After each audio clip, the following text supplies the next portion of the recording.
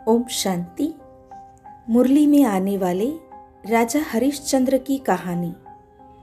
यह एक प्राचीन हिंदू राजा की कहानी है जो कि अपने वचन का आदर करने में पक्का था। एक दिन देवताओं के राजा देवेंद्र सभी महर्षियों के साथ अपने दरबार में बैठे हुए थे। देवेंद्र ने पूछा, तुम इस पृथ्वी पर किसको सबसे सच्चा समझते हो? वशिष्ठ ऋषि ने राजा हरिश्चंद्र का नाम बताया, लेकिन ऋषि विश्वामित्र इस पर विश्वास नहीं कर पा रहे थे। वे राजा हरिश्चंद्र की सच्चाई को जानना चाहते थे। परीक्षा के लिए ऋषि विश्वामित्र हरिश्चंद्र के दरबार में हाजिर हुए और चतुराई से उनसे एक ऐसा वचन ले लिया जिसके कारण राजा अपना राज्य तथा महल सब खो बैठे।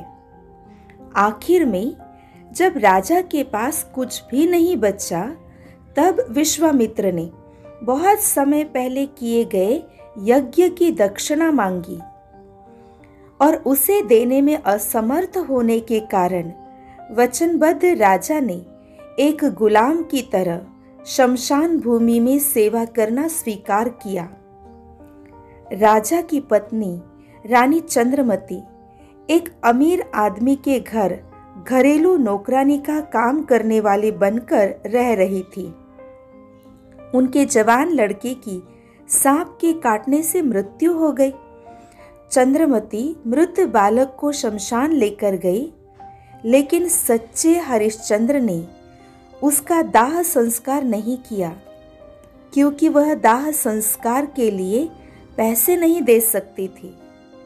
उसी क्षण विश्वामित्र उपस्थित हुए और हरिश्चंद्र की सच्चाई की प्रतिष्ठा को स्वीकार करते हुए उसके पुत्र को जीवित कर दिया और उनका राज्य भी उन्हें वापस कर दिया। विश्वामित्र ने राजा को आशीर्वाद दिया कि तुम संसार में सत्य हरिश्चंद्र के नाम से प्रसिद्ध होंगे। इस कहानी का भावार्थ बाबा सुनाते हैं। एक बार बुराइयों से दूर रहने का निश्चय कर लेने के बाद उन्हें कभी भी वापस नहीं लेना चाहिए।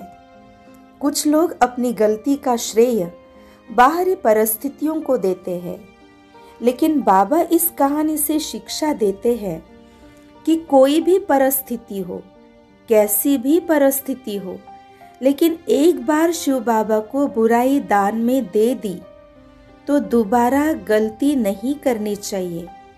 इसीलिए कहा जाता है, धरत परिये पर धर्म न छोड़िए, या प्राण जाए पर वचन न जाए। तो अपने प्रतिज्ञा पर, अपने संकल्प पर हमें अडिग रहना है। ओम शांति।